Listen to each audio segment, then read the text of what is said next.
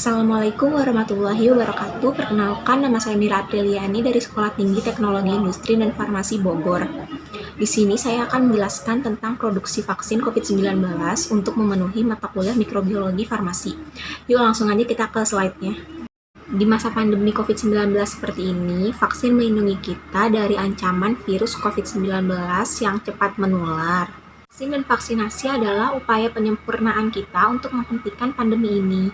Dengan adanya 3M dan vaksinasi, kita yakin bisa menghentikan pandemi ini.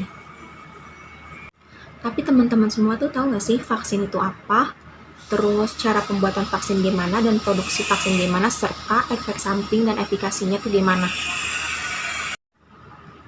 Langsung aja yuk kita bahas. Pertama-tama saya akan menjelaskan tentang pengertian vaksin itu sendiri, serta tujuan dan platform vaksin itu ada apa aja sih.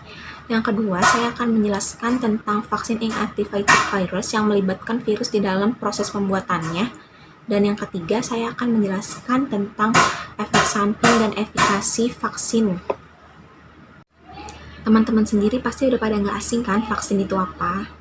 Vaksin itu adalah sediaan biologis yang digunakan untuk menghasilkan kekebalan adaptif terhadap penyakit infeksi tertentu.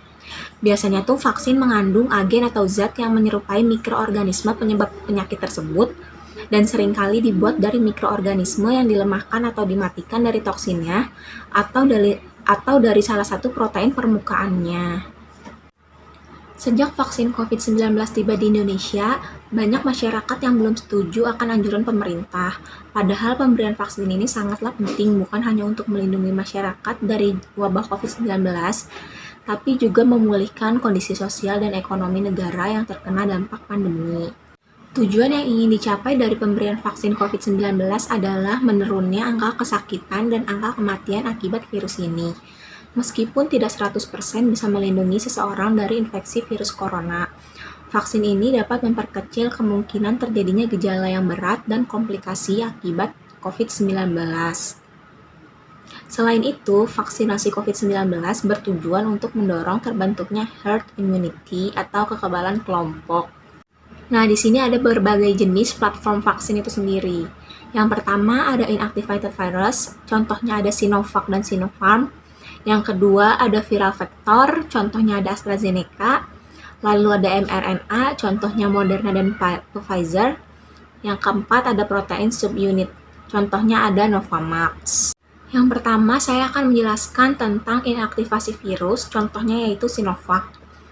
Inaktivasi virus yaitu vaksin yang mengandung mikroorganisme yang tidak aktif, tapi sebelumnya bersifat virulen, yang telah dihancurkan oleh bahan kimia, pemanasan, atau radiasi. Vaksin Sinovac itu terbuat dari virus corona. Iya, memang benar, karena untuk membuat vaksin CoronaVac, para peneliti dari Sinovac memulainya dengan mengambil sampel virus corona dari pasien di Cina, hingga akhirnya menjadi dasar pembuatan vaksin. Yang kedua, virus corona tersebut lalu dimatikan atau dinonaktifkan. Para peneliti menumbuhkan stok besar virus corona di sel ginjal monyet. Kemudian mereka menonaktifkan virus dengan bahan kimia yang disebut beta-propiolactone.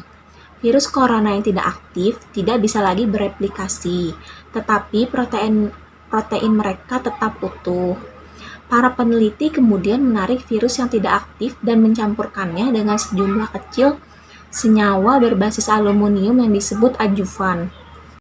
Yang ketiga, mendorong respon kekebalan tubuh. Karena virus corona di vaksin Sinovac sudah mati, mereka bisa disuntikan ke tubuh manusia tanpa menyebabkan COVID-19. Begitu masuk ke dalam tubuh, beberapa virus yang tidak aktif ditelan oleh sejenis sel kekebalan yang disebut sel pembawa antigen. Sel yang membawa antigen merobek virus corona dan memunculkan beberapa fragmen di permukaannya. Lalu sel T dalam tubuh mendeteksi fragmen tersebut. Jika fragmen cocok dengan salah satu protein sel, maka sel T menjadi aktif dan dapat membantu merekrut sel kekebalan lain untuk merespon vaksin. Yang keempat, membuat antibodi. Sel B memiliki protein dalam berbagai bentuk. dan beberapa memiliki bentuk yang tepat untuk menempel pada virus corona. Ketika sel B terkunci, ia dapat menarik sebagian atau seluruh virus dan menampilkan fragmen virus corona di permukaannya. Sel T membantu mencocokkan fragmen dengan sel B. Jika cocok, sel B diaktifkan, lalu berkembang biak dan mengeluarkan antibodi untuk melawan virus corona tersebut. Yang kelima, menghentikan virus. Setelah divaksinasi dengan vaksin Sinovac, sistem kekebalan tubuh dapat merespon infeksi virus corona yang hidup. Sel B menghasilkan antibodi yang menempel pada virus corona dan mencegah virus memasuki sel. Jenis antibodi lain dapat memblokir virus dengan cara yang lain. Dan yang terakhir, yaitu mengingat virus. Setelah divaksinasi, sistem kekebalan tubuh memiliki sel khusus yang disebut sel B yang mungkin menyimpan informasi tentang virus corona selama bertahun-tahun atau bahkan beberapa dekade. Berikut ini saya ada animasi bagaimana cara kerja vaksin Sinovac yang saya dapat dari TikTok Dr. Nanda. Nah, ini jadi ceritanya virus yang udah dimatikan itu dijadiin vaksin Sinovac.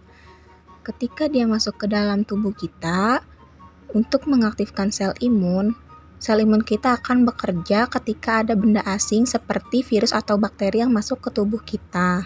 Setelah sistem imun kita mempelajari tentang sesuatu virus ini, dia akan membagikan informasi tentang ciri-ciri virus ini dan cara mengalahkannya pada pasukan yang baru.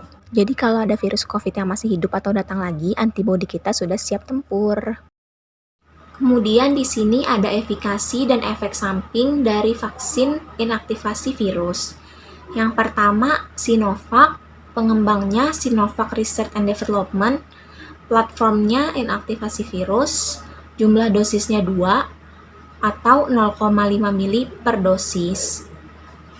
Interval minimal pemberian antar dosisnya 28 hari, cara pemberiannya intramuskular dan efikasinya 65,3%. Yang kedua ada Sinopharm, pengembangnya Sinopharm plus Beijing Institute. Platformnya sama seperti Sinovac yaitu inaktivasi virus. Jumlah dosisnya 2 yaitu 0,5 mili per dosis.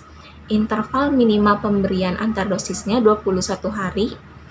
Cara pemberiannya intramuskular dan efikasinya 78%. Efikasi Sinopharm lebih besar dari Sinovac. Untuk efek samping pasca vaksinasinya, sebagian besar mungkin sama ya. Contohnya tuh kayak nyeri badan, nyeri di tempat yang bekas suntikan, kelelahan, sakit kepala, demam, dan nyeri otot. Tapi kalau udah muncul gejala seperti itu, kalian bisa minum obat paracetamol atau istirahat yang cukup. Oke teman-teman, sekian yang dapat saya jelaskan. Kurang lebihnya mohon maaf. Wassalamualaikum warahmatullahi wabarakatuh.